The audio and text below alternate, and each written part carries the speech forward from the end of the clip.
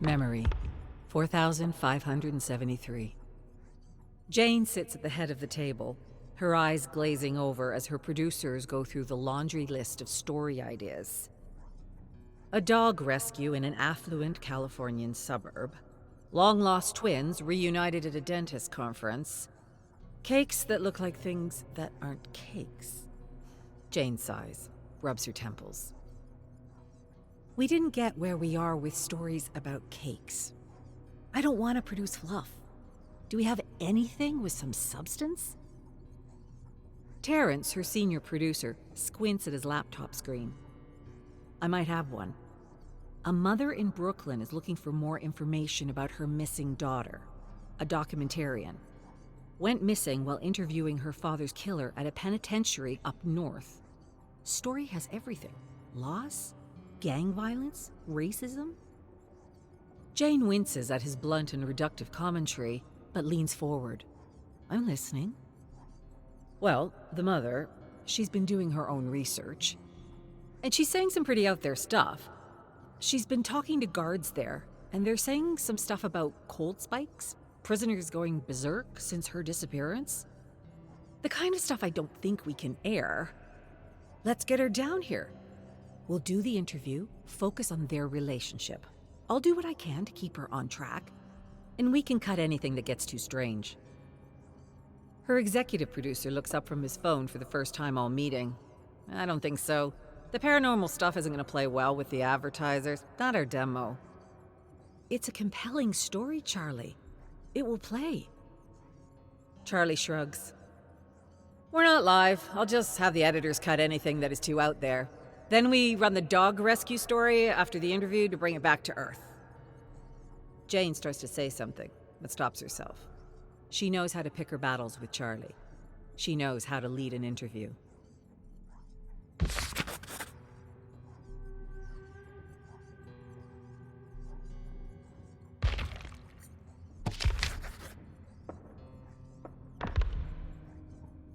Memory, 4574.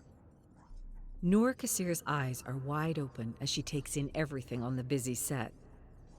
Jane exhales, remembers how overwhelmed she was the first time she stepped on the set of Quick Talk. I know it seems like a lot, but remember, when we're on the stage, it's just you and me. I just can't believe I'm here. I've been watching your show every day. Jane smiles. Glad you're enjoying it. She starts to gesture toward the craft services table when a harried PA comes to keep them moving.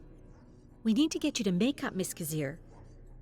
Noor nods as the PA guides her away, and Jane heads to her own dressing room. Terrence is waiting for her there, clipboard in hand. Okay, Jane, so the pre-interview was a lot.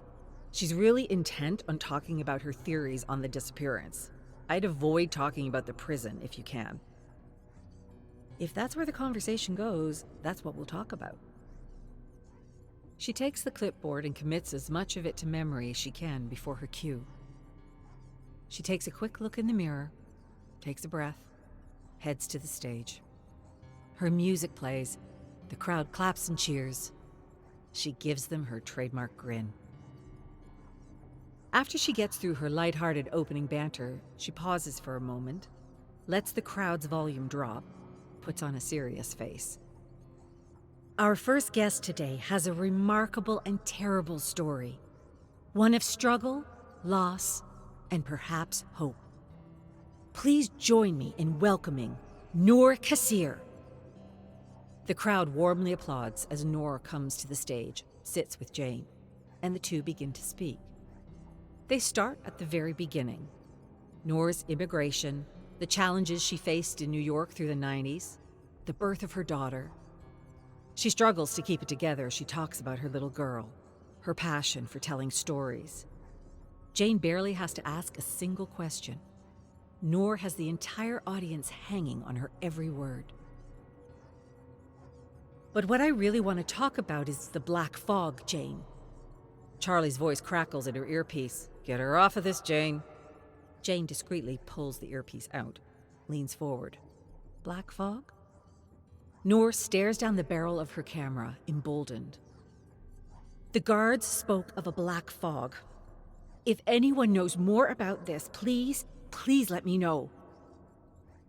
Jane's theme music starts to play, and Noor looks at her, shocked and a little hurt. Jane snaps her head towards the booth. Charlie stands at the glass and moves his hand across his neck, telling her this is getting cut. Thank you so much, Noor, for sharing your story with us today. The PA motions for Noor to come back to the entrance. She gets up, hugs Jane, and leaves, bewildered. Wow, truly an incredible story of perseverance. Up next, we'll be talking to a woman who was saved from a fire by her dog and has now committed her life to paying it forward, starting a dog rescue in her community.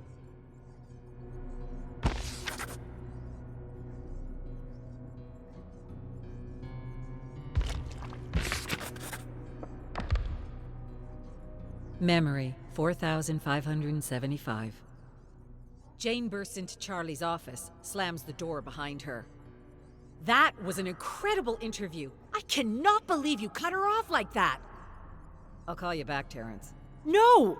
He can stay on. Put it on speaker. Charlie leans back in his chair, unfazed. It didn't make the cut for the episode, Jane.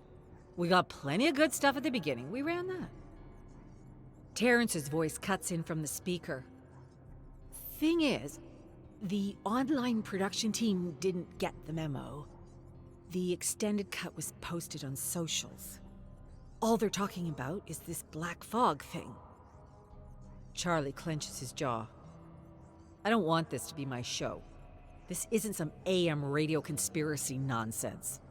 Jane stands up straight, looks Charlie dead in the eyes. This show got as far as it did talking about things that others are too afraid to talk about.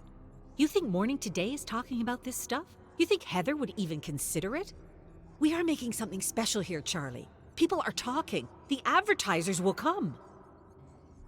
We don't come back from this, Jane. They're gonna paint you with the wacko brush. The next thing you know, this is all people will want from us. Do we have anything lined up to bring us back from this? Terrence's voice pipes up again. Well, here's the thing. Aside from all the noise, we've gotten some pretty interesting calls on this one. Other people saying that they've lost friends, family members, and they're all mentioning this black fog.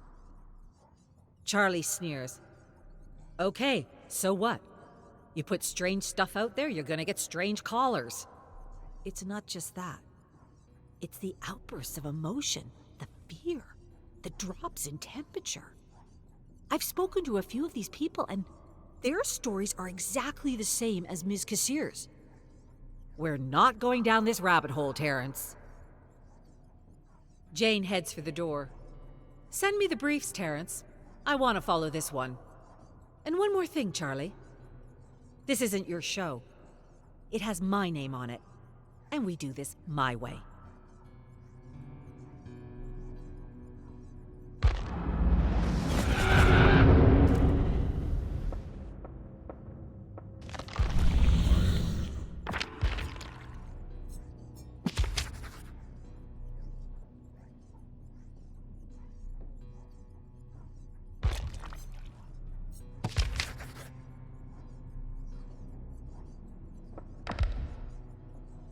Memory, 1739. Something moves through the tree line. Its wet, rasping cry calls out. A hideous creature of muck and bone staggers into sight, its clumsy movements unusually fast. It sees the trio and stops, as if pondering their presence. Declan leans forward, squares up. The imbeciles ready to charge into battle without so much as a second thought. Talbot lifts a hand. Slow. Do not provoke it.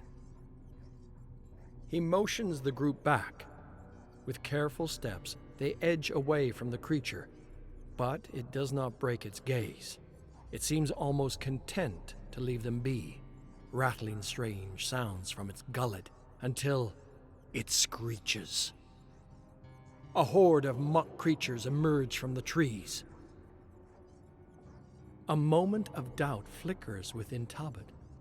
This is the moment to test the theory. Or die. Run, boys, run! The trio take off, clunking through the swampland in their damn suits, each step made harder than it should be. With uneven limbs, the abominations gallop and stumble, a disaster of movement that somehow quickly clears the gap. They cry for blood. Talbot breathes through clenched teeth, chest heaving, begging for oxygen. Pain works its way through aching muscles. He risks a look back and stops. The entire horde ignores Talbot and Declan, focusing only on Nigel. A muck creature leaps at the philosopher, swiping a sharp claw through his Achilles tendon. The rest capitalize, gripping onto the man, gnawing and slashing through sprays of blood. Through the horror, Talbot sees evidence of his biosignature theory. The bleed attacks that which is prey. Nigel screams for help. His arms flail, swatting at monsters that are losing interest as he bleeds out. They leave him with some parting swipes and stumble back, sated, gurgling in delight.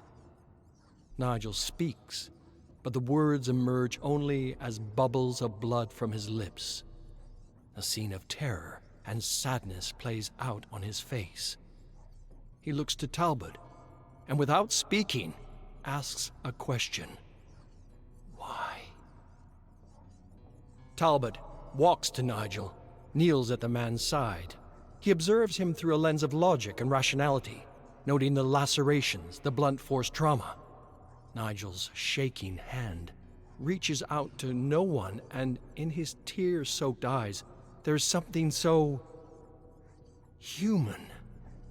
Not prey, not aggressor, but human. Something Talbot had forgotten. He looks to Nigel's broken body and feels envy. How unfair that the pursuit of knowledge has stripped so much of himself. He rips a shred of cloth from Nigel's suit, wraps it around a gaping wound on the man's leg, tying it tight. Declan grabs Talbot's shoulder and spins him around. What are you doing? He's a dead man. Talbot doesn't hear him.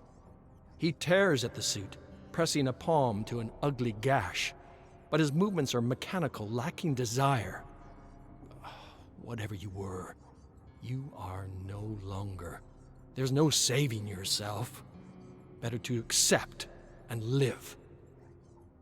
Before he can turn away, the hairs on the back of his neck stand on end. The muck creatures watch curiously from a distance. One takes a step forward, snarls. He nearly chuckles through the fear as he realizes his mistake. The creatures must wonder, why would one with a biosignature such as his attempt to provide compassion to wounded prey? There are many ways a predator could react to the unfamiliar. One of the most common responses? Violence. He taps Declan on the arm. We should go. Now.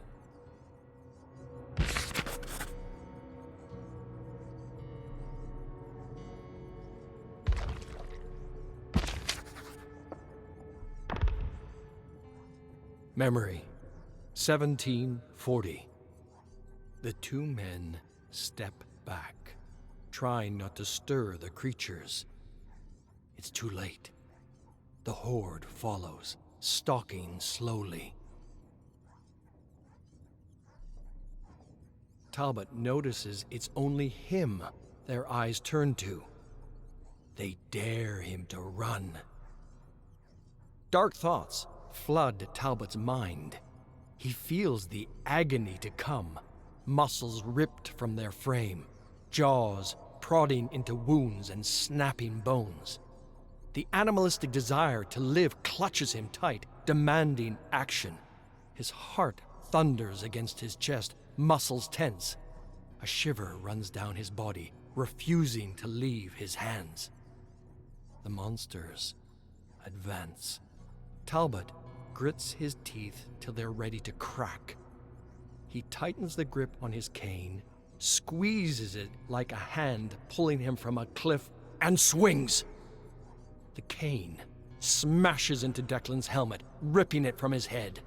Before the big man can recover from the shock, Talbot swings again, planting the cane into Declan's skull with a sickening crunch.